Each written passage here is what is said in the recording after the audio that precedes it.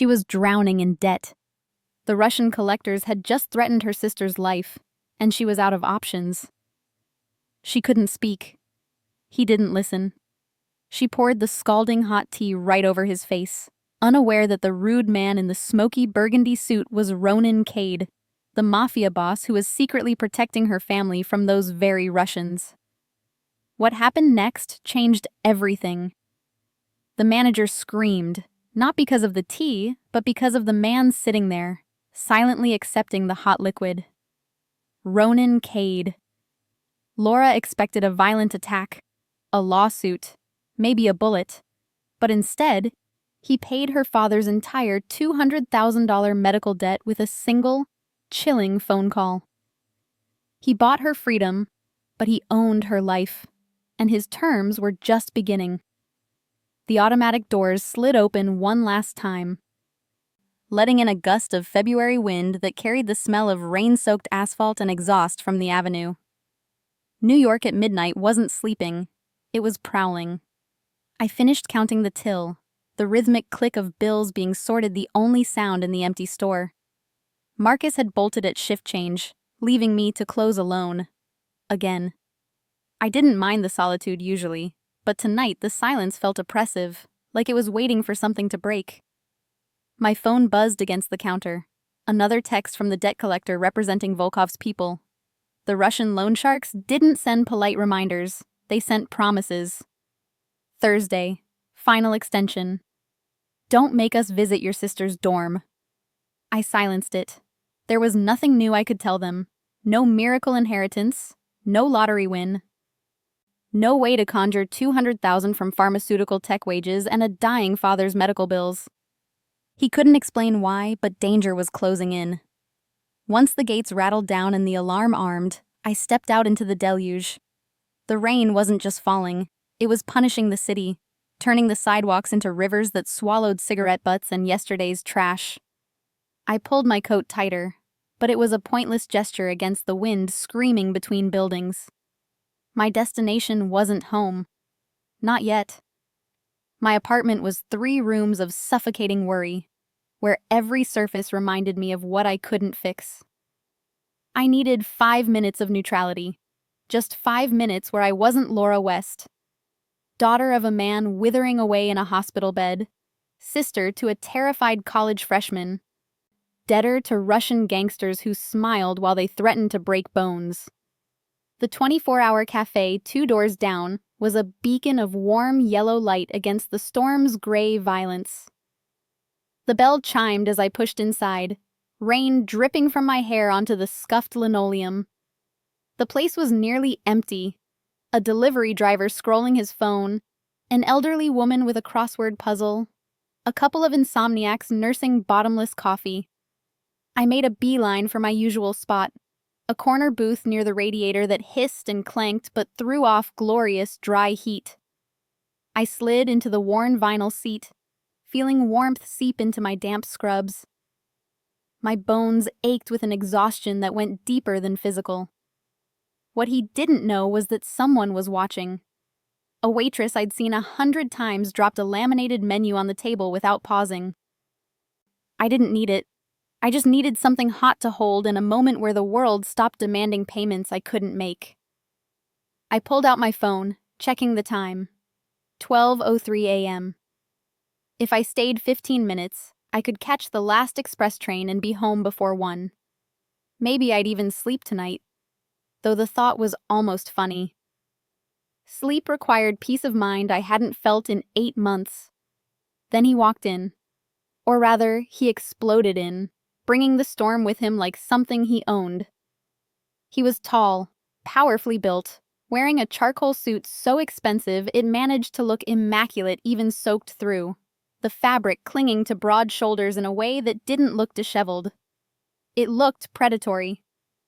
He didn't pause at the entrance, didn't wait to be seated. He scanned the cafe with sharp, assessing eyes, the kind of gaze that cataloged threats and dismissed everything else, before moving directly toward the back, toward me. I assumed he was heading for the empty tables behind my booth. I looked back down at my phone, composing a text to Aubrey to make sure she was safe in her dorm, away from Volkov's reach. A shadow fell across my screen. That moment, everything in the room changed. I looked up to find the man standing right there, rainwater dripping from dark hair slicked back from a face that was all hard angles and dangerous intent. Tattoos crept up from his collar, intricate, dark ink that disappeared beneath the expensive suit. Without a word, without permission, he sat down, across from me, in my booth. I blinked, too stunned for immediate protest. He pulled out a phone, sleek, black, the kind that cost more than my monthly rent, and dialed, pressing it to his ear while staring out the rain-streaked window, completely ignoring my existence. "Excuse me," I said, my voice sounding thin even to my own ears. He didn't even flinch. "No, Leo. No. I said the shipment goes through Port Newark, not Red Hook," he said into the phone, his voice a low rumble with an edge of command that made it clear he expected absolute obedience. "Do I need to come down there myself?" "Excuse me," I said again, louder this time, feeling heat rise in my chest. "This booth is taken." He finally looked at me. His eyes were dark, not warm brown, but cold, shark-like gray that held absolutely zero interest in what I had to say. He made a dismissive flicking gesture with his fingers, like shooing away a fly. Then turned his shoulder to me and continued his conversation. The audacity was breathtaking. It wasn't just rude. It was erasure. A dismissal so complete it felt physical, like being shoved aside on a crowded subway platform. And tonight, after the bills, after the threats, after 8 months of swallowing fear and exhaustion and the grinding knowledge that I was failing everyone who depended on me, something inside me snapped. This choice would define the rest of his life. My entire day, the hospital's automated call about Dad's next round of experimental treatment we couldn't afford, Volkov's enforcer watching Aubrey's building, the weight of $200,000 in debt that grew like cancer, it all compressed into a single white-hot point of fury. Who the hell did this man think he was? Some Wall Street predator who thought the world existed to accommodate him? Some entitled criminal who took what he wanted because no one had ever told him no? I snapped, leaning forward, my voice cutting through his conversation. "This table is occupied. There are 8 other empty tables. Move." He paused mid-sentence, pulling the phone away from his ear. He looked at me then, really looked, his gaze sweeping over my pharmacy scrubs with their faded embroidery, my tangled damp curls, the cheap vinyl purse holding bills I couldn't pay. The corner of his mouth lifted. Not a smile. Something worse. Something patronizing. "Relax, sweetheart," he said, and his voice carried the kind of authority that expected compliance. "I just need a dry spot for 5 minutes. Drink your tea and keep your noise down." Keep your noise down. Her next words hit him harder than any bullet. The rage that detonated in my chest bypassed thought, bypassed caution, bypassed every survival instinct that should have screamed at me not to provoke dangerous men in empty cafes at midnight. My hand moved before my brain caught up.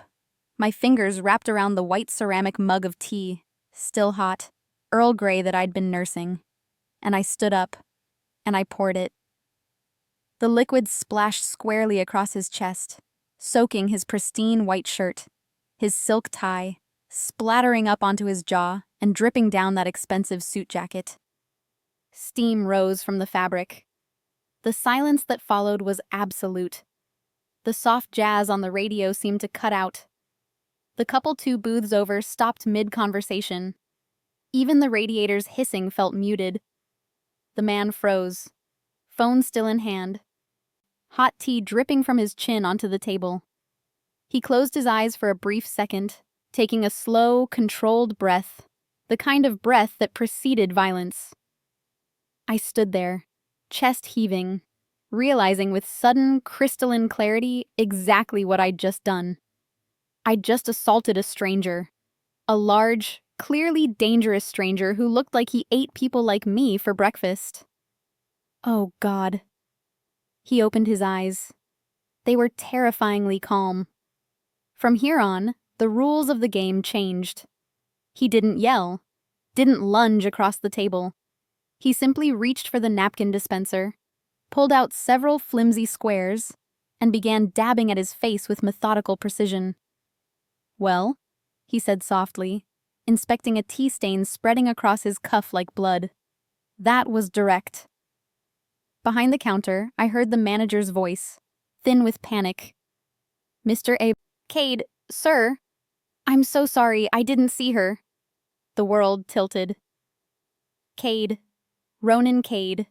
The name every pharmacist in 3 boroughs knew because his import business supplied half the underground prescription trade. The man the Russian loan sharks feared. The crime boss who owned half of Red Hook and answered to no one. I'd just poured hot tea on a mafia kingpin. There was one detail everyone missed. He looked up at me, and for the first time, something like interest flickered in those cold eyes. "You have approximately 10 seconds, he said quietly, to tell me why I shouldn't have you removed from this establishment. Permanently." My mouth opened. Nothing came out. My brain was screaming at me to apologize, to grovel, to run. But I was so tired of being afraid. "Because," I heard myself say, my voice shaking but holding steady, "you sat in my booth, dismissed me like I was garbage, and told me to be quiet after I've spent 8 months being quiet while the world crushes me. So maybe, just maybe, you deserved some hot tea and a little humility." The silence stretched. His expression didn't change, but something shifted behind his eyes. Calculation, maybe, or surprise that anything still had teeth. In that moment, the entire balance of power flipped. Then, impossibly, he smiled. It wasn't warm. It was the smile of a predator that had just found something interesting. "Laura West," he said, and my blood went ice cold. He knew my name. "Pharmacist at Morgan Street Drugs. Father is David West, St. Vincent's Oncology Ward. Sister is Aubrey West, NYU freshman. You owe Volkov's people $200,000, and they're getting impatient." He knew everything. "Thursday," he continued, still dabbing at the tea stains with surreal calm. "They're planning to escalate. Your sister's dorm. 3rd message today, wasn't it?" I couldn't breathe. Couldn't move. He set down the napkins and stood, towering over the booth, suit dripping tea onto the floor. He pulled out a business card, heavy stock, expensive, and placed it on the table between us. "When Thursday comes," he said quietly, "and you realize you can't protect her alone, call me." "Why would you help me?" I whispered. He knew something that no one else in the building did. His eyes held mine for a long, measuring moment.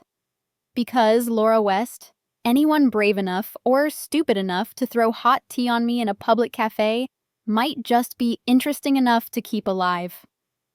He turned and walked out into the rain, leaving me standing there with his card in my hand and the terrifying certainty that I'd just done something that would change everything.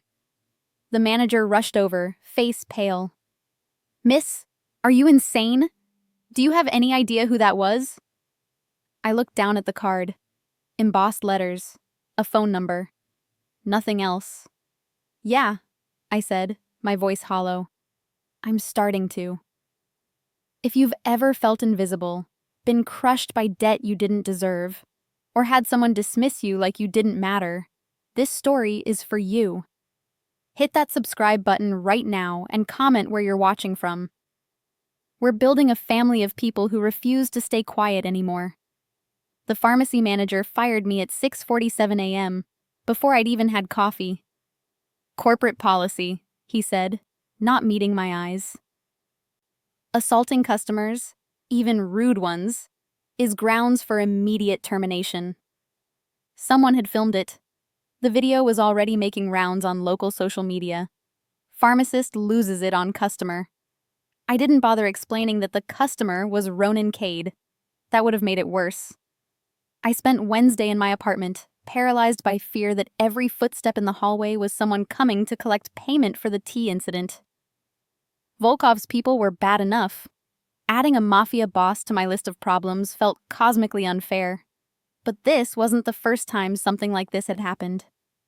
Thursday morning arrived with cruel sunshine, the day they'd threatened to visit Aubrey. I was planning my route to NYU. I'd camp outside her dorm if necessary, when someone knocked. 3 sharp raps. Professional. Patient. I opened the door to find a man who looked like he'd been carved from granite. 6'5", easily, with a shaved head and a suit that barely contained shoulders built for violence.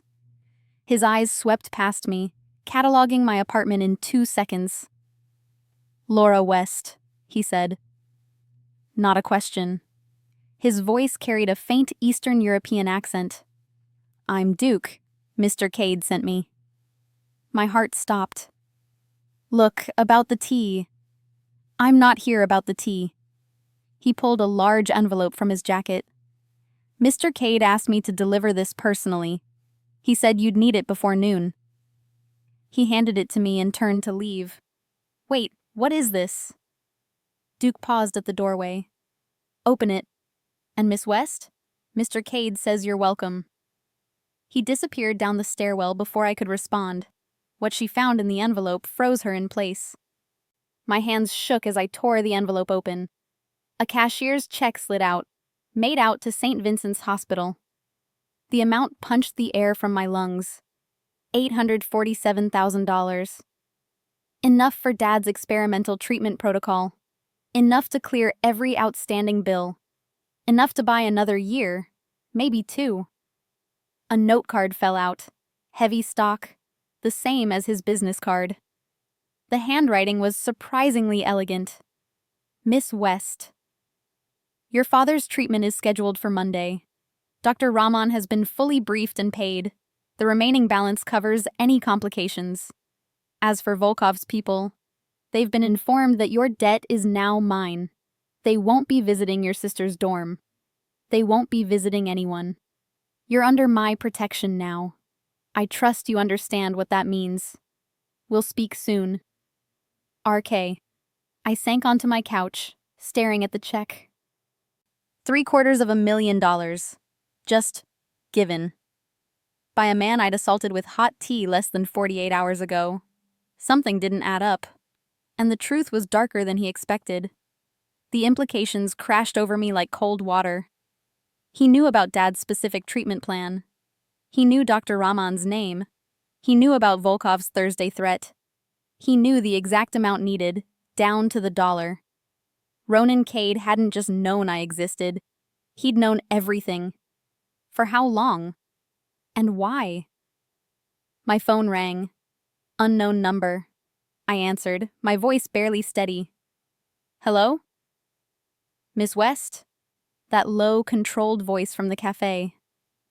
"I trust Duke made the delivery." "Why?" The word came out broken. "Why would you do this?" Silence stretched for a moment.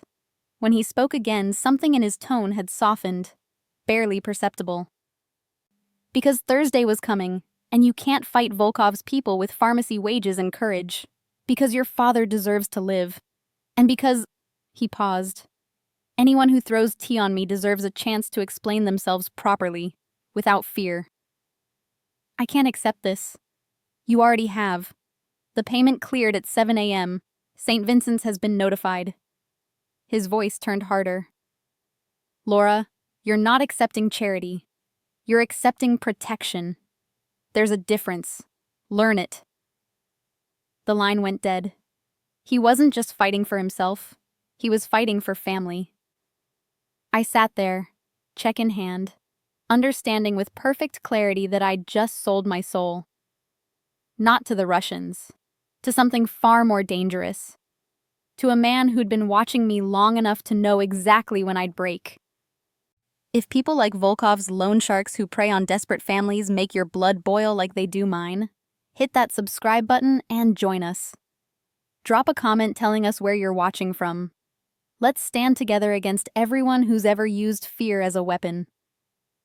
Friday afternoon, I was sitting in St. Vincent's waiting room while Dad underwent pre-treatment consultations when my phone exploded with calls from Aubrey.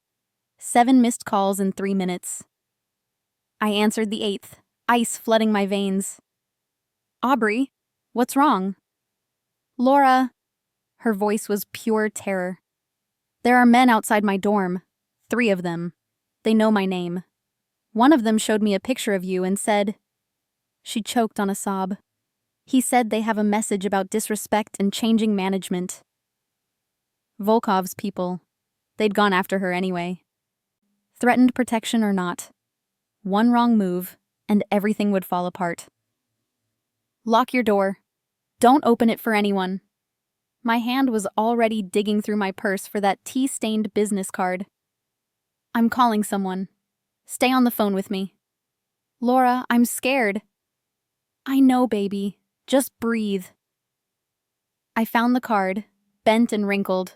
The embossed number was still legible. I hung up on Aubrey and dialed before I could think about what I was doing. He answered on the first ring. Laura. They're at Aubrey's dorm. The words tumbled out in a rush. You said they'd been informed. You said she was safe. Address, now. Weinstein Hall, NYU. Please. I'm sending Duke and 2 others. They'll be there in 4 minutes. Is she inside? Yes, door locked, but his next decision would decide whether he lived or died. Tell her to stay away from the windows. Put her in the bathroom, door closed. Do it now. His voice had gone cold, tactical. I heard him talking to someone else. Rapid instructions I couldn't follow. Laura, are you listening? Yes. This is Volkov making a point. He knows she's under protection. He's testing boundaries. A car door slammed in the background. I'm handling it personally. Call your sister. Keep her calm. I'll call you back in 8 minutes. Ronan. His first name felt strange in my mouth. If they hurt her, they won't. Absolute certainty. You called me. That was the right move. Now trust me to finish it. He hung up. I called Aubrey back with shaking hands, talked her through moving to the bathroom, listened to her terrified breathing while I counted seconds. 6 minutes passed like hours. Students and nurses moved through the waiting room, oblivious to the fact that my world was splintering. My phone rang. Ronan. They're gone, he said without preamble. Duke is stationed outside her building. 2 more men are inside the lobby. Aubrey is safe. What did you do? But he had no idea a bigger force was controlling everything. What needed doing? Volkov will receive a very clear message about the consequences of ignoring my instructions. Something dark lived in his voice. He won't make this mistake twice. I should have felt relief. Instead, I felt the ground shifting beneath me. You said I was under your protection. What does that actually mean? It means, Ronan said quietly, that you and your sister don't make decisions about safety anymore. I do. It means you don't face threats alone. And it means, he paused, that I keep what's mine. I'm not yours. Aren't you? His voice carried a challenge. You called me. Not the police. Not your friends. Me. That was a choice, Laura. Own it. He was right. God help me, he was right. Aubrey can't stay in that dorm, I said. She won't. Pack what you need from your apartment. Duke will pick you both up in 2 hours. You're moving into my building. Top floor. Fully secured. I didn't agree to that. You called me, he repeated, softer now. That was the agreement. Protection in exchange for trust. So trust me. The line went dead again. This was only the beginning of a much bigger war. I sat there, phone in hand, understanding exactly what I'd just done. I hadn't just accepted his help. I'd accepted him. And Ronan Cade didn't do anything halfway. The penthouse occupied the entire 42nd floor of a building in Tribeca that didn't advertise vacancies. Duke collected us from my apartment with the efficiency of a military extraction, 3 SUVs in formation, while Aubrey clutched her hastily packed duffel bag and whispered, "What the hell is happening?" I didn't have an answer that wouldn't terrify her more. The elevator required a key card and biometric scan. When the doors opened directly into the apartment, my breath caught. Floor-to-ceiling windows overlooking the Hudson, furniture that belonged in museums, security cameras disguised as art. This wasn't a home. It was a fortress wrapped in luxury. He realized he wasn't alone. Someone else had arrived. Ronan stood near the windows, phone to his ear, still in the suit from whatever he'd done to Volkov's men. He ended the call when he saw us, his gaze moving from me to Aubrey with clinical assessment. "You must be Aubrey." He moved forward, hand extended. "I'm Ronan Cade. You're safe here." Aubrey stared at his hand like it might bite. "You're the guy from the video, the tea thing." Despite everything, his mouth quirked. "Guilty. Your sister has excellent aim." He gestured toward the hallway. "Second door on the left is yours. Private bathroom. Locks from the inside, though you won't need them." "Why are you doing this?" Aubrey's voice was small, frightened.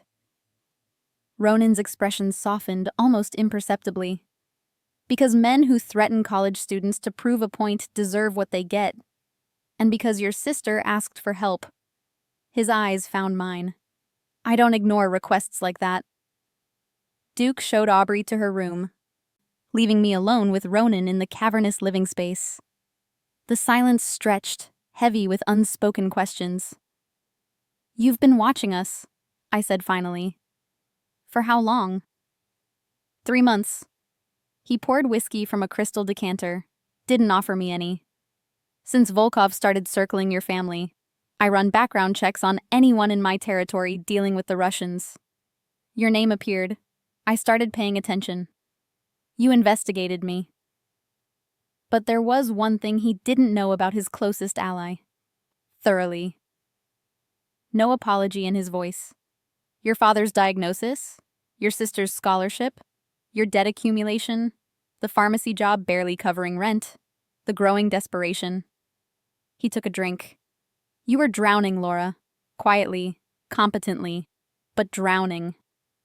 Anger flared, defensive. "So you just watched? Waited for me to break?" "I waited for you to show me who you were." He set down his glass, moving closer. "Most people in your situation fold. They beg. They compromise. They sell out." His eyes held mine. "You poured tea on me. In public. Knowing I could destroy you. That told me everything. It told you I'm stupid. It told me you had fight left."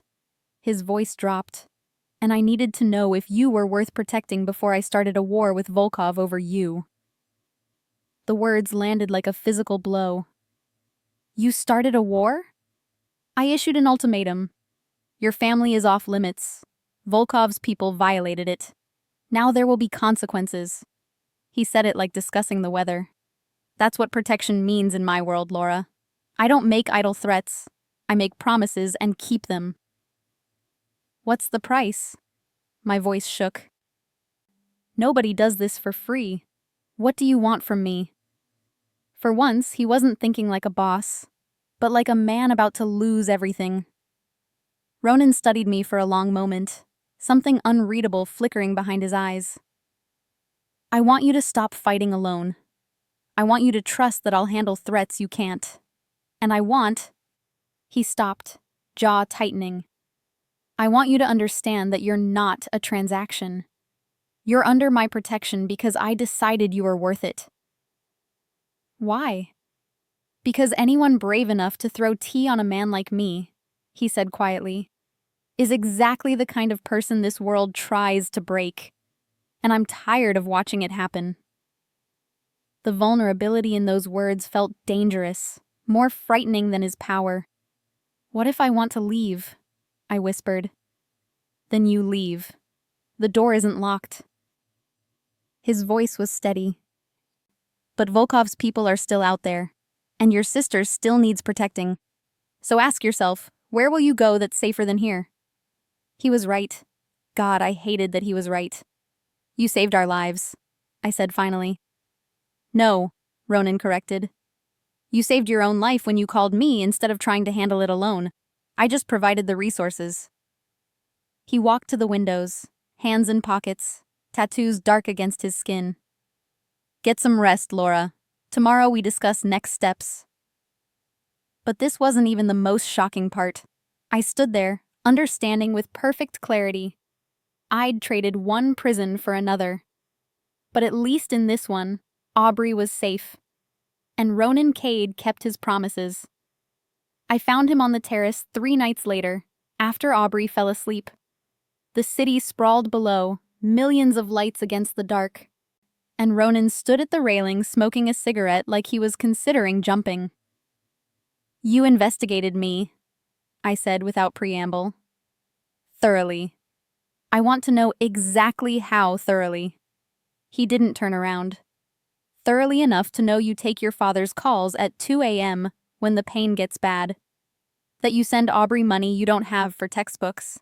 That you haven't bought yourself anything that wasn't from a thrift store in 14 months. My stomach dropped. You've been watching me for 3 months. That's stalking. That's due diligence. He crushed the cigarette in a standing ashtray, finally facing me. I don't protect people I don't understand, and I needed to understand you. Why? Hidden in the files was a secret that could destroy them all. Because Volkov doesn't target random pharmacists. You were selected specifically because your father's doctor recommended a treatment that required importing specialized compounds. Compounds that compete with Volkov's illegal pharmaceutical trade. He leaned against the railing, arms crossed. You became a problem the moment Dr. Rahman suggested that protocol. Volkov saw an opportunity to control the supply chain through you. I don't understand. Your father's treatment requires compound RT-47, developed in Switzerland. Volkov wanted exclusive import rights for the New York market, medical and recreational. Your father needing it legitimately threatened that monopoly. His voice was clinical, detached. So Volkov engineered your debt, then offered to forgive it in exchange for your help smuggling additional quantities through the pharmacy. The ground tilted. The loan, it wasn't legitimate? The first 30,000 was. Your father's initial bills. The rest was manufactured. Falsified billing, inflated interest, forged documents. Volkov's people are very creative. Ronan's expression was unreadable. You were being set up, Laura. The debt was the cage. The threats were the key. Eventually, you would have been desperate enough to cooperate. And you knew this the whole time. I suspected after the first month. Confirmed it 6 weeks ago. He pushed off the railing, moving closer. That's when I started planning the intervention. He thought it was over, until he noticed something strange. The tea, I said, understanding dawning.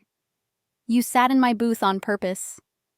I needed to see how you'd react under pressure, needed to know if you'd fold or fight. His eyes held mine. You fought, messily. Impulsively, but you fought. That told me you'd survive what came next. Rage and something dangerously close to tears burned in my chest. You manipulated me, tested me like a lab rat. I evaluated you like a potential asset in a very dangerous game. No apology. Would you prefer I'd let Volkov proceed? Let them trap you into drug trafficking? Let them hurt Aubrey to force compliance? You could have just told me. Would you have believed me? His voice was sharp now. A stranger approaches you, claims your debt is manufactured, says a Russian crime lord is setting you up. Would you have trusted that? Or would you have thought I was running my own con? I opened my mouth. Closed it. He was right. I wouldn't have believed him. And suddenly, he realized he was being played. You're under my protection now, Ronan continued. softer. That makes you my responsibility. Everything you do, everyone you talk to, every risk you take, it reflects on me. So yes, I investigated thoroughly. Your medical history, your finances, your relationships, your routines, your weaknesses. That's survival. He cut me off. In my world, incomplete information gets people killed. So I don't do anything incomplete, especially not protection. The proprietary way he said it sent something electric down my spine. I'm not yours to protect. You called me, he said for the third time since this nightmare started. You invited me into your life when you dialed my number. You don't get to be outraged now that I take the responsibility seriously. I want boundaries. Name them. No more surveillance. No tracking my movements. No. No. His voice was flat. Absolute. You're living in my home under threat from Volkov connected to me. Surveillance is mandatory. The tracking stays. The security detail stays. That's not negotiable? This single decision gave him the upper hand again. That's not negotiable, he confirmed. But he stepped closer, close enough I could see the silver threaded through his dark eyes. I'll tell you what I do know. No more surprises. You want transparency? I'll give you transparency. But I won't compromise your safety for your comfort. The quid pro quo felt almost honest. Fine. Good. He pulled his phone out, tapped something. As of tonight, you have Level 2 clearance in my organization. That means you can see security reports, tracking logs, threat assessments. All of it. Read them. Understand exactly what protection costs. He handed me the phone. The screen showed real-time feeds from a dozen cameras around the building. Tracker dots labeled with initials. Incident reports filed in military precision. This is your life now, Ronan said quietly. These are the monsters I keep away from you. So yes, I investigate. I watch.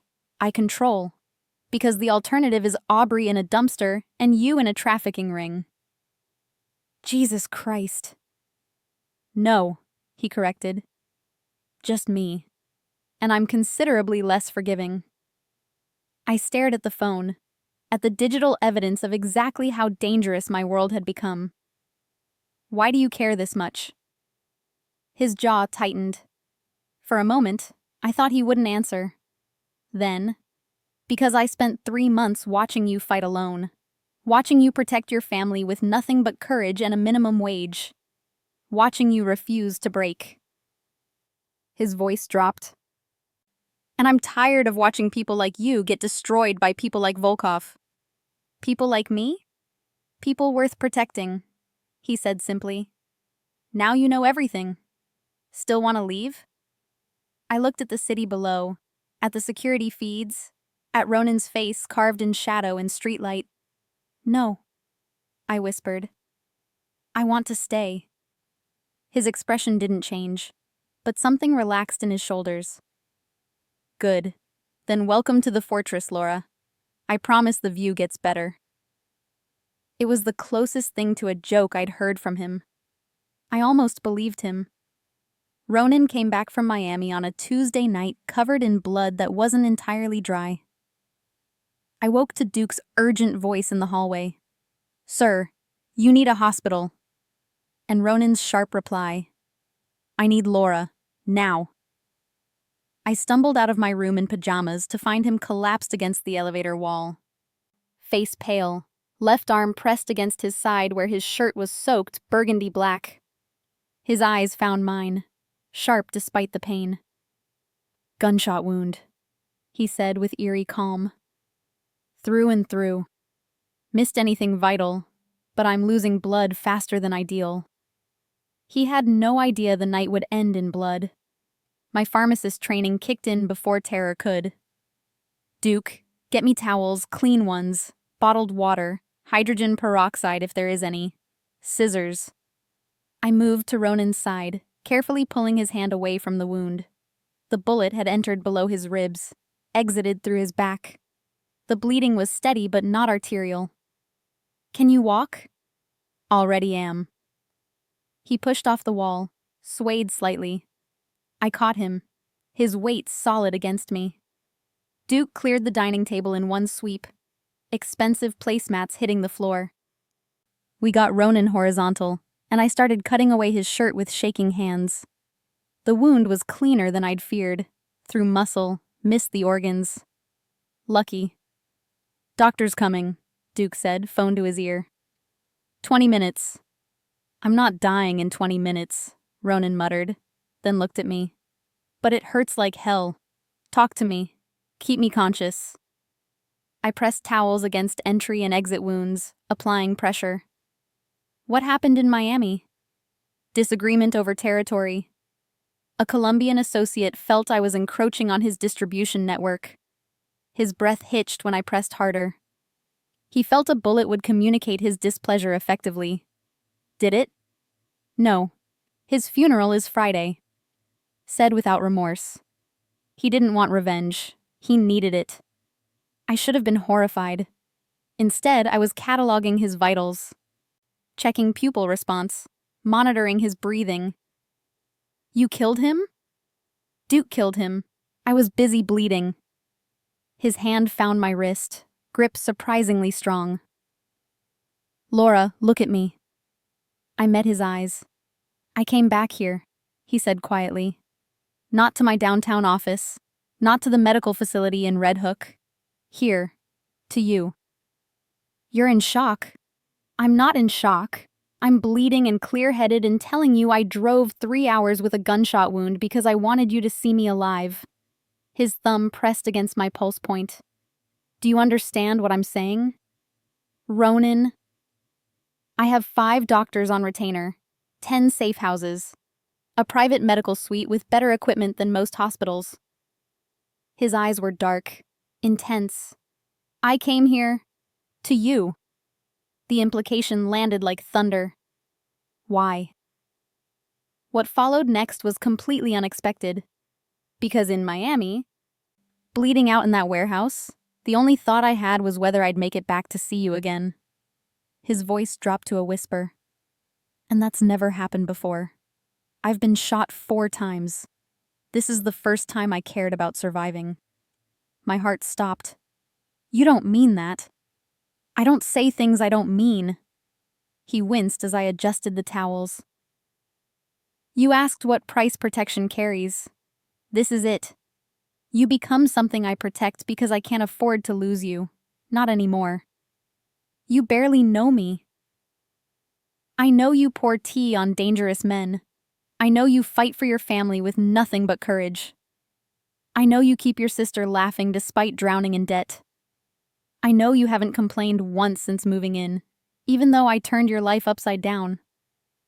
His hand tightened on my wrist. "I know enough." The private doctor arrived. A severe woman named Dr. Shah who worked with terrifying efficiency. She took over, pushing me aside gently. "You did excellent initial trauma care," she said, examining the wound. "He's lucky you knew what you were doing." "She's a pharmacist," Ronan said, like it explained everything. "Best one in Manhattan." "I'm unemployed," I corrected. "Not anymore." He grimaced as Dr. Shah started sutures. "As of Monday, you're Director of Compliance for Cade Pharmaceuticals. Legitimate business. Full salary, benefits, and a company car. You're delirious. I'm practical. I own 3 pharmacies and a distribution company. They need oversight from someone I trust." His eyes found mine again. Someone who won't skim. Someone who knows the industry. Someone who's already under my protection anyway. He should have walked away, but then he saw it. Dr. Shah glanced between us, amused. "He's not delirious, dear. He's offering you a job. I'd take it. He's a terrible boss, but the pay is excellent. Best medical benefits in the city," Ronan added. "Your father's treatment would be fully covered under our executive plan." It was bribery and salvation wrapped together. "I can't." "You can," He caught my hand as I tried to move away. Laura, I need people I trust in my legitimate operations. And I trust you. More than that. He stopped, jaw tight. I need you close. Where I can protect you. Where I know you're safe. This is insane. This is strategic. His thumb brushed my knuckles. And it's real. Say yes. Dr. Shaw cleared her throat. I'm going to administer antibiotics and pain medication. He'll need supervision tonight. Can you handle that, Miss West? Laura West. I looked at Ronan's face, pale but determined. And yes, I can handle it. Good. Dr. Shaw packed her kit. He's stable. Keep him hydrated. If the bleeding restarts or he develops a fever, call me immediately. She looked at Ronan sternly. And next time, maybe don't drive 3 hours before seeking medical attention, Next time, Ronan said, still holding my hand. I'll try to get shot closer to home. After she left, I stayed beside him as the medication pulled him towards sleep. His grip on my hand never loosened. You came back to me, I whispered. Always will, he murmured. Get used to it, Laura. You're mine to protect now. That's not changing. He fell asleep, still holding my hand. And despite everything, the blood, the danger, the impossibility of it all, I didn't let go, Ma. I wasn't supposed to be in Ronan's downtown office on Friday afternoon. Duke had driven me to Cade Pharmaceuticals for paperwork, but I'd forgotten my ID and doubled back to the penthouse. The private elevator opened directly into Ronan's office suite. Duke had given me the keycard, and I heard voices immediately. Someone in the room was lying. But who? At the gala next week. Commissioner will be there. Full security detail. Ronan makes his speech at 9, moves to the balcony for photos at 9:15. That was Sergeant Daniel Cross, NYPD. Ronan had mentioned him, a useful connection, on the payroll for selective blindness to certain activities. That's your window. 15 seconds, Max. The second voice was unfamiliar but cold. Suppressed rifle from the building across the street. He drops. Chaos erupts. I'm gone before anyone processes what happened. My blood froze. Owen handles the immediate aftermath. Cross continued. Owen, Ronan's logistics coordinator.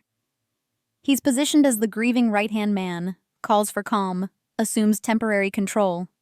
3 weeks later, we make the permanent transition. Clean succession. And the girl? The shooter asked. The pharmacist. Collateral if she's close. Otherwise, Owen deals with her quietly after. Cross's voice was casual, discussing murder like a shipping manifest. She's a civilian. Won't be hard. His right-hand man had been hiding something from him. I pressed myself against the wall, trying not to breathe. The office was U-shaped. I was in the entry alcove. They were in the main space around the corner. If I moved, they'd hear. If I stayed, they'd find me when they left. Payment clears before the event, the shooter said. Half now, half after confirmation. Standard terms. Agreed. Volkov's already approved the transfer. Cross again. He wants Ronan gone. We want the territory. Everyone wins. Volkov. Of course. This was retaliation for the protection, for the humiliation. And Cross and Owen had sold out from inside. The gala's invitation only. I'll need... Footsteps. Coming toward the alcove. I moved on pure instinct, ducking behind a decorative screen near the elevator. My heart hammered so loudly I was certain they'd hear it. Through the screen's gaps, I watched Owen emerge. Tall, blonde, Ronan's trusted coordinator for 3 years, scanning the space with narrowed eyes. Thought I heard something, he muttered. Paranoia, Cross said from the main office. Place is empty. Ronan's in Queens dealing with the shipment issue. But the real question was, who planned it? Owen's gaze swept past the screen, paused, returned. The elevator. His voice changed. Someone used it. Recently. 40 seconds ago. Duke bringing something up? Duke's in Queens with Ronan. Owen pulled a gun from his jacket. We're not alone. I had maybe 3 seconds before he found me. The elevator needed the key card and biometric scan. 18 seconds to activate. I'd never make it. My phone was in my purse, silenced but connected to Duke's emergency line. I tapped the screen blindly, praying he'd answer, praying I'd hit the right contact.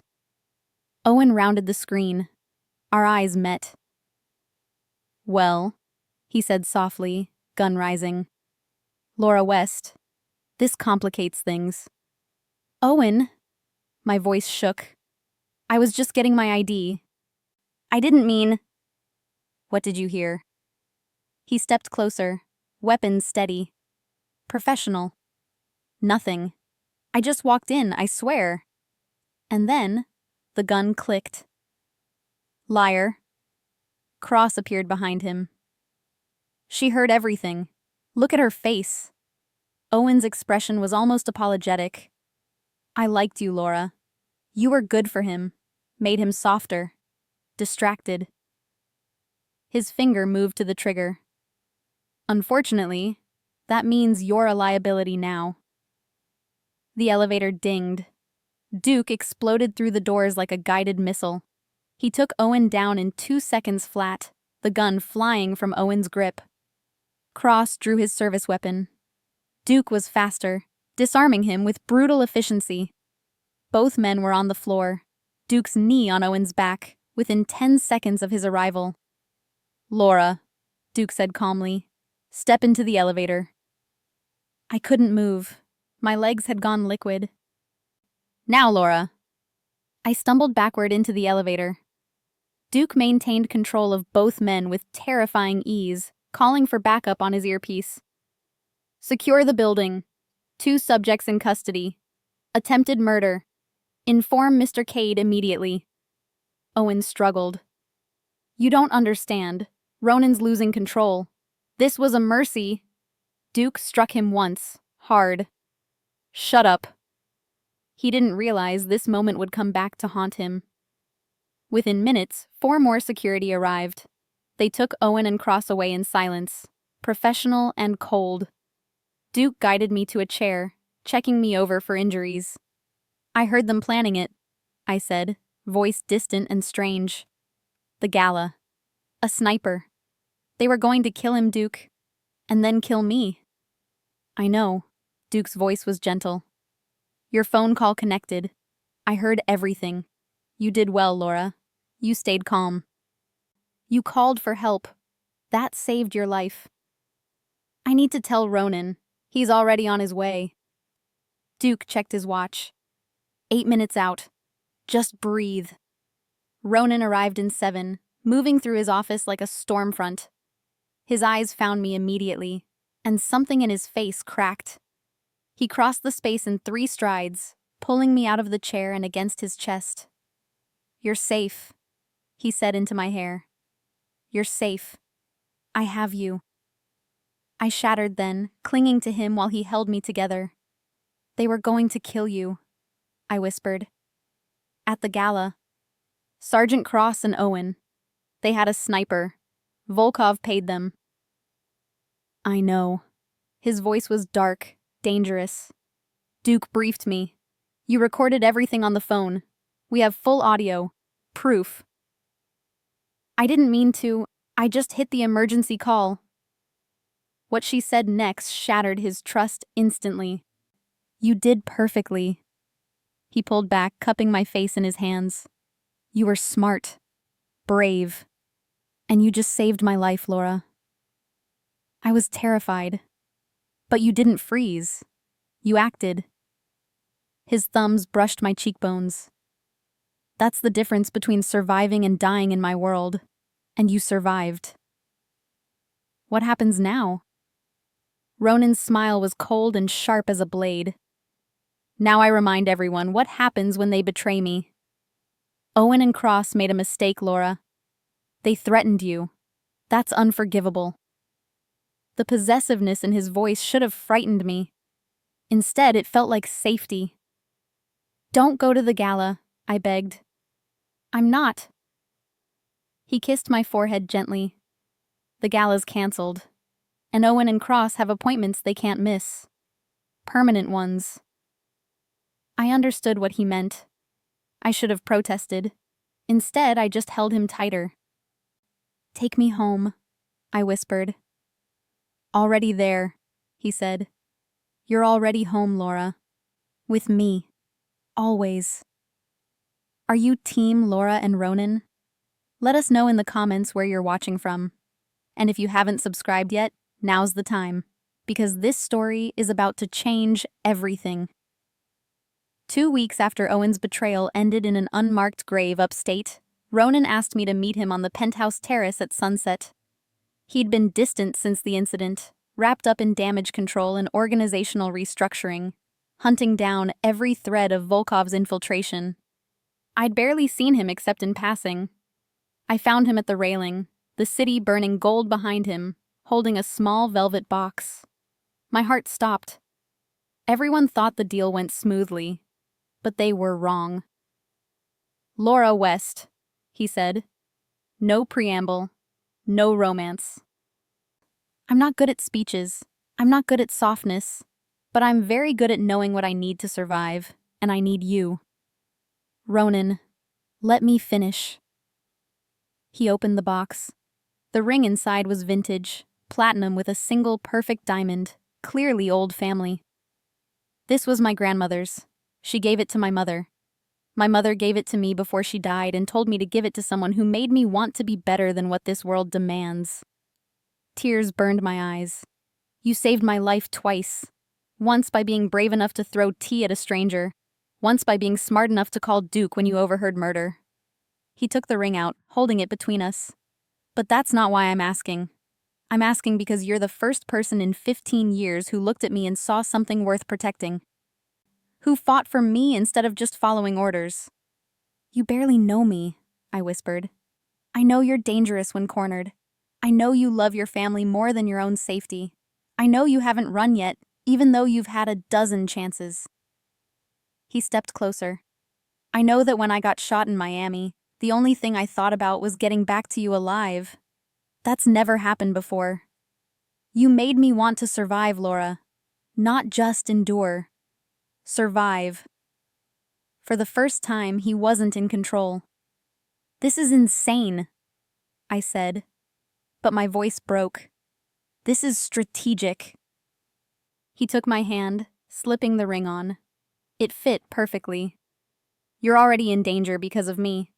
You're already living in my home. You're already working in my organization. Making it official just changes the paperwork. Except, his voice dropped. Except it's not just paperwork. It's a promise. I protect what's mine, Laura. As my wife, you become untouchable, unquestionable. An attack on you becomes an act of war. That's not romantic. I'm not a romantic man. He cupped my face, forcing me to meet his eyes. But I'm a man who keeps promises. And I promise you this. Marry me, and I'll spend the rest of my life making sure you never feel afraid again. That your sister stays safe. That your father gets every treatment he needs. That you wake up every morning knowing someone is fighting for you as hard as you fight for everyone else. What do you get out of this? You, he said simply. I get you. In my home. In my bed. In my life. Permanently. That's all I want, Laura. Just you. The honesty in his voice was devastating. I want to keep working, I said. The pharmacy director position. I want my professional identity. I won't be just your wife. Done. I want Aubrey protected forever. Not just while she's useful. Forever. Already guaranteed. She's family now. And I want... I stopped, searching his face. I want this to be real. Not just strategic. If I say yes, I want you to mean it. All of it. Ronan's smile was slow, genuine. I've never meant anything more in my life. Then yes. The word came out steady, certain. Yes, I'll marry you. But what he discovered next changed everything. He kissed me then, hard and claiming, and the ring on my finger caught the sunset like a promise written in fire. When we pulled apart, he rested his forehead against mine. You're mine now, Laura West. Officially. Completely. And I don't share what's mine. Good, I said, surprising myself. Because I'm not planning to share you either. His laugh was low, pleased. We're going to set this city on fire, you and I. We already did, I reminded him. With hot tea and bad decisions. Best decision I ever made, he said. Sitting in your booth, pushing your buttons, watching you snap. You manipulated me. I gave you an opportunity. He kissed me again, softer this time. And you seized it. That's why you're perfect. You don't wait for permission to fight back. I learned from the best, I said. And I meant it. Ronan Cade had taught me that protection was power. That fear was a weapon. That love and violence could coexist in the same breath. And as the sun set over the city we'd claimed together, I understood exactly what I'd signed up for. A war fought with silk sheets and loaded guns. A marriage forged in tea spills and bloodshed. A love that would burn down anyone stupid enough to stand in its way. When's the wedding? I asked. Next month. Private ceremony. Just family. I don't have much family left. You do now, Ronan said. Duke's giving you away. Dr. Shaw's officiating. Aubrey's your maid of honor. The rest is just logistics. I laughed despite myself. You've already planned it. I've been planning it since the tea incident, he admitted. I just needed you to catch up. Arrogant. Accurate. He kissed the ring on my finger. Welcome to the family, Mrs. Cade. Try not to throw any more hot beverages on me. No promises, I said. His smile was wicked and warm. That's my girl. The boardroom went silent when Ronan walked in with me on his arm. 20 faces, division heads, logistics coordinators, financial officers, turned to stare at the pharmacist who'd moved from tea spilling to fiancé in 8 weeks. He was being played. Gentlemen, Ronan said, pulling out a chair for me at the head table. You've heard rumors. Time to address facts. Laura West is now Laura Cade, my fiancée and soon-to-be my wife. She's also your new director of compliance for all pharmaceutical operations. Marcus Chen, head of distribution, recovered first. Sir, with respect, she has no experience in... She has 7 years of pharmacy experience, a doctorate in pharmaceutical sciences, and an encyclopedic knowledge of FDA regulations. Ronan cut him off. More relevantly, she has my complete trust. That makes her more qualified than anyone in this room. The silence was thick with skepticism. Laura, Ronan said, gesturing to me. Floor's yours. I stood, ignoring the tremor in my hands. I know what you're thinking. Ronan's installing his girlfriend in a power position as a favor. You're wrong. I pulled out a folder, sliding it to Marcus. That's a compliance audit I ran on our Red Hook facility. You're moving opioids through mislabeled shipments. Clever, but illegal. If the DEA catches it, we lose our distribution license. Marcus went pale. You. I pointed to James Volker, operations manager. You're skimming 3% off pharmaceutical imports and selling on the side. I have receipts. And you? I looked at Sandra Kim, head of logistics. You're sleeping with a federal inspector. That's a conflict of interest that could trigger an investigation. The room was frozen. I've spent 3 weeks studying this organization, I continued. You're sloppy, arrogant. You think because you're in Ronan's world, you're untouchable. But the pharmaceutical division is legitimate. We operate under federal oversight. One mistake brings the entire DEA down on us, and Ronan's legitimate cover collapses. Under the floorboard, he discovered a truth he wasn't ready for. Your job, Ronan said, voice cold, is to make money. Her job is to make sure you don't destroy the company doing it. From this moment forward, every pharmaceutical operation runs through Laura. She audits. She approves. She has veto power over any shipment, any deal, any contract. That's final, Ronan said. Anyone who has a problem with it can resign. Effective immediately. His gaze swept the room. Or you can accept that Laura is now part of the leadership structure, with authority second only to mine. Your choice. No one moved. Good. Ronan stood, hand on my shoulder. Laura has full access to all files, all facilities, all personnel. You will provide any information she requests. You will implement any changes she mandates. And if I hear about anyone undermining her authority, his smile was cold. We'll have a much less pleasant conversation. After the meeting, Duke walked me to my new office. Glass walls, city views, a desk larger than my old apartment. That was ballsy, he said, amused. That was necessary. I dropped into the chair, adrenaline still buzzing. They needed to know I'm not decorative. They know now. Duke leaned against the doorframe. For what it's worth, I think you're good for him. He's been different since you showed up. More human. He threatened to kill people who disrespect me. That's not human. No, Duke agreed.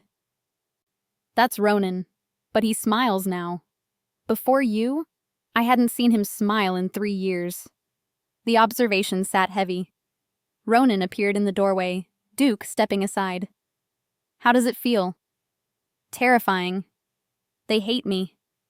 They fear you. There's a difference. He closed the door, giving us privacy. You just established dominance over 20 men who've worked for me for years. That took courage. That took rage, I corrected. I'm tired of being underestimated. Then we're a good match. He perched on the desk edge. Because I've never underestimated you. Not once. From the moment you poured that tea, I knew you were dangerous. Dangerous how? The kind that changes everything. He kissed me softly.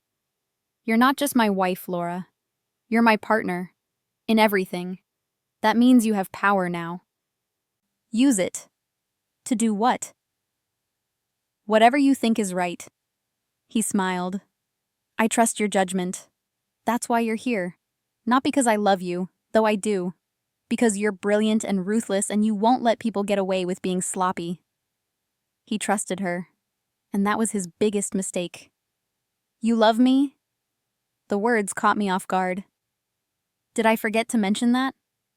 He looked genuinely surprised. I assumed it was obvious. You proposed because I was strategic. I proposed because you made me want to survive. That's love, Laura. At least the only version I know how to give. He tucked a strand of hair behind my ear. I love you. Messily. Possessively. Probably unhealthily. But completely. Tears burned my eyes. I love you too. Even though you're a criminal and you manipulated me and you're absolutely insane. But, he smiled. But you also saved my family. Gave me purpose. Made me feel powerful instead of powerless. I took his face in my hands. And you came back from Miami bleeding because you wanted to see me. That counts for something. It counts for everything, he corrected, then kissed me like he was trying to prove it. When we pulled apart, I looked around the office, my office, and felt something shift into place. I'm Director Cade now, I said. You are. How does it feel? Like I'm exactly where I'm supposed to be. His smile was proud, possessive. Welcome to the Empire, Mrs. Cade. Let's burn it all down together.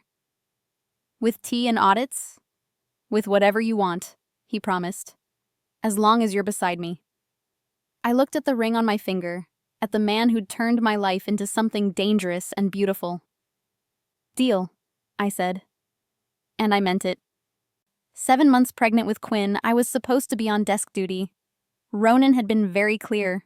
No field inspections, no warehouse visits, no situations where I'd be further than 30 seconds from security.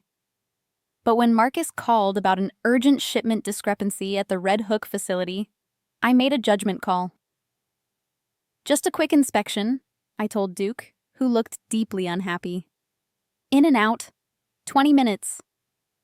The warehouse was cold, cavernous, filled with legitimate pharmaceutical shipments in labeled crates. Except one stack in the back corner had the wrong customs stamps, Italian instead of Swiss. These aren't ours, I said, checking the manifest.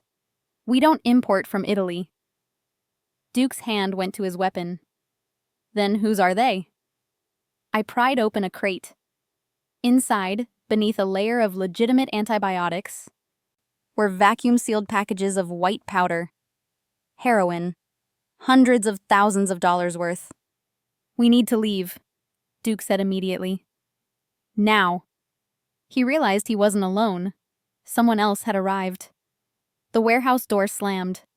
5 men emerged from the shadows, guns drawn. Not our security. Calabrian family based on the tattoos. Going somewhere, Mrs. Cade? The leader, mid-40s, expensive suit, cold smile, stepped forward. We were hoping you'd inspect this shipment personally. This is our warehouse, I said, keeping my voice steady. You're trespassing. We're borrowing. Your husband's pharmaceutical import license is very useful. Clean shipments, minimal oversight. Perfect cover. He gestured with his gun. Unfortunately, you're now a complication. Duke shifted, calculating odds. 5 against 1. And I was a liability he had to protect. Ronan will kill you for this, I said. Ronan will never know. Tragic accident. Pregnant woman in the wrong place. Very sad. The leader smiled. But first, you're going to call him. Tell him everything's fine. Normal inspection. Then we finish our business. No. No? He raised his weapon toward Duke. Maybe I shoot your bodyguard first. Motivate you. My mind raced. 20 minutes. That's how long before Ronan expected my check-in. If I could stall, his next decision would decide whether he lived or died. I'll make you a deal, I said, stepping forward. Let Duke leave. I'll stay. Cooperate fully. You get your shipment out quietly, no complications. But you let him go. Laura, Duke's voice was sharp. Do it, I said. That's an order. The Calabrian leader considered. Fine. The bodyguard walks. But you stay. Insurance. Duke's jaw tightened. I'm not leaving you. Yes, you are. Find Ronan. Tell him where I am. I met his eyes, willing him to understand. That's an order from your director of compliance. Duke hesitated one more second, then moved toward the door. The Calabrians let him pass. I was alone. Pregnant, surrounded by armed men. Smart choice, the leader said. Now sit. Quietly. We'll be done in an hour. I sat on a crate, hands on my belly where Quinn was kicking like she sensed danger. The Calabrians worked efficiently, loading the heroin into a truck, erasing evidence. Every few minutes, the leader checked his watch. Your husband's going to be upset, he said conversationally. But by the time he arrives, we'll be gone, and you'll be leverage. Insurance policy against retaliation.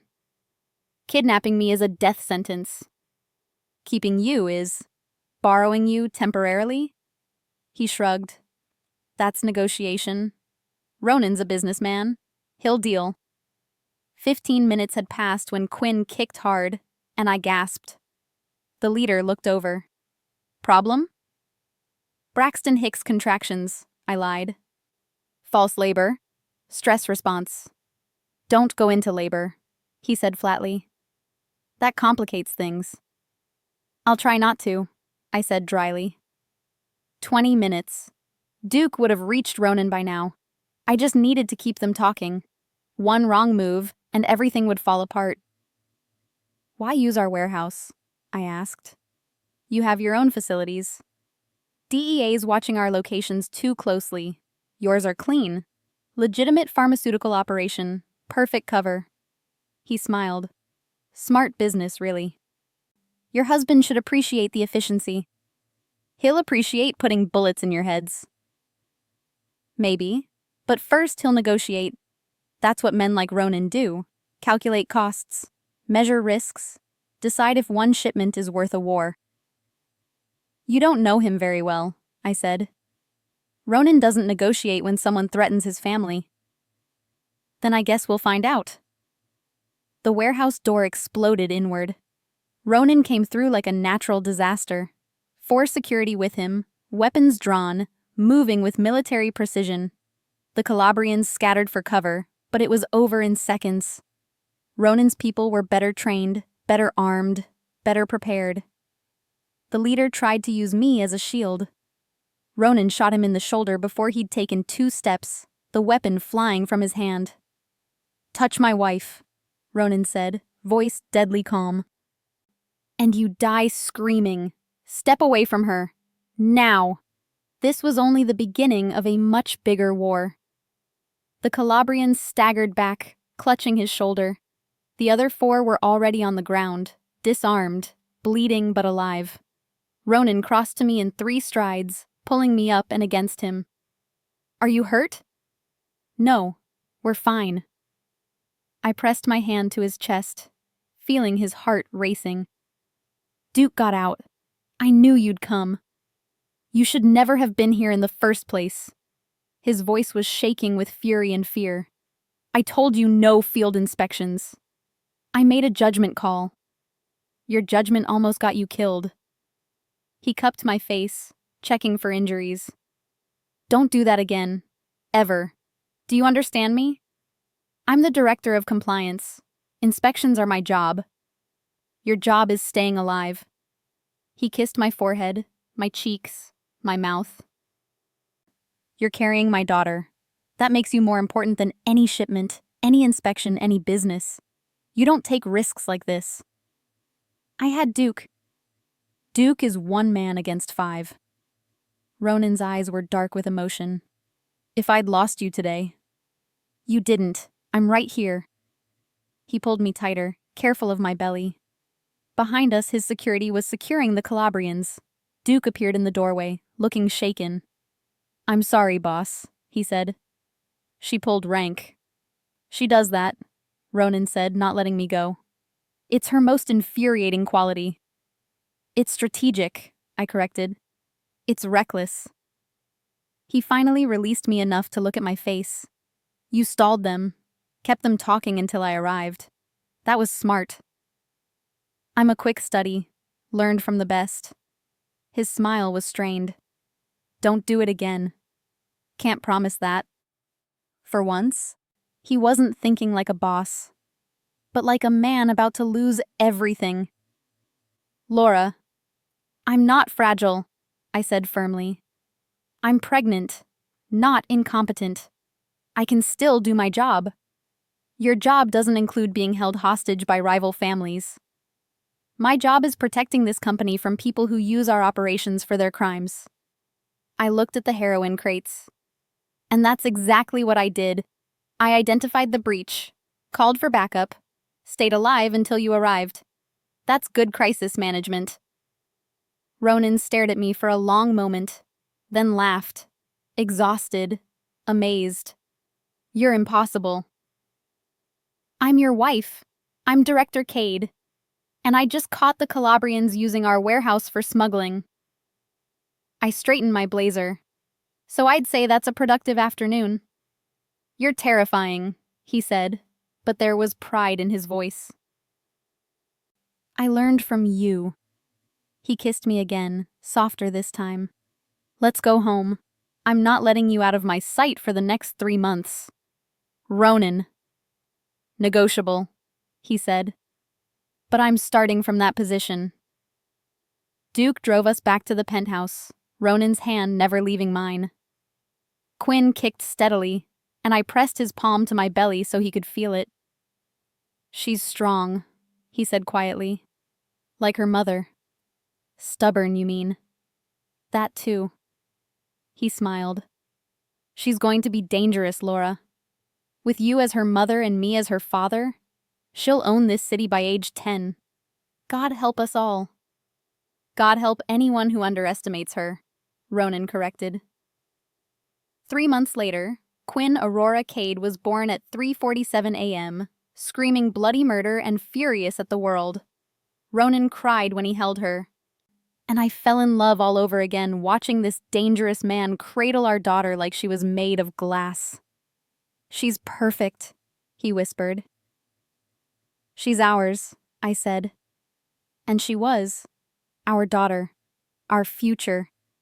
Born into a world of tea spills and bloodshed, protected by a father who'd burned down cities and a mother who'd rebuilt herself from debt and desperation. But what he discovered next changed everything. 2 years later, I stood in the Red Hook warehouse, the same one where I'd been held hostage, conducting a routine inspection. Duke stood nearby, amused. Remember when you almost went into labor here? He asked. Remember when you left me with 5 armed men? I countered. You ordered me to. Details. I checked the manifest, satisfied everything was legitimate. All clear, let's go home. Home was the penthouse, where Ronan was teaching Quinn to walk, where Aubrey visited every Sunday for dinner, where Dad was still alive. Cancer in remission, bought by experimental treatments we could finally afford. I found them in the living room, Quinn toddling between Ronan's outstretched hands, laughing every time she stumbled. Mama! She saw me and changed direction, nearly falling. Ronan caught her, swinging her up into his arms. Good timing, he said, kissing my cheek. She's been asking for you. I was working. I know. Director Cade has a very important job. He settled Quinn on his hip. Did the inspection go well? Perfectly. No Calabrian smuggling rings this time. Progress. He smiled, the expression warm and genuine. Come here. I moved into his arms, the 3 of us together, and thought about that night in the café. The tea, the rage, the moment everything changed. Do you regret it? I asked. That night? Sitting in my booth? Never. Ronan kissed my temple. Best decision I ever made. Got tea poured on me and gained a wife who keeps me honest. Keeps you alive, you mean?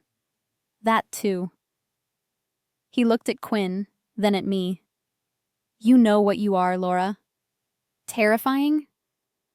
He wasn't just fighting for himself. He was fighting for family. My salvation. His voice was soft, sincere. You took a broken man and made him want to be better. For you, for her, for this. Tears pricked my eyes. That's the most romantic thing you've ever said. Don't get used to it. I have a reputation to maintain. I laughed, kissed him, and took Quinn from his arms. Our daughter, our life, forged in fire and tea spills. I love you, Ronan Cade, I said. I love you too, Laura Cade. Even though you still make terrible decisions about warehouse inspections. Those decisions keep us legitimate. Those decisions give me heart attacks. But he was smiling. Come on. Aubrey's coming for dinner. Let's pretend we're a normal family. We're not normal. No, he agreed, pulling me close. We're better. And as Quinn laughed between us, I realized he was right. We'd built something better. A family forged from debt and danger. A love built on tea spills and second chances. A life where the pharmacist and the crime boss ruled an empire together. One warehouse inspection and one dangerous decision at a time. And I wouldn't trade it for anything in the world. If this story touched your heart, Please share in the comments where you're watching from around the world. Don't forget to like, subscribe, and share this video with someone who needs a reminder that help sometimes comes from the most unexpected places. Your support keeps these stories alive.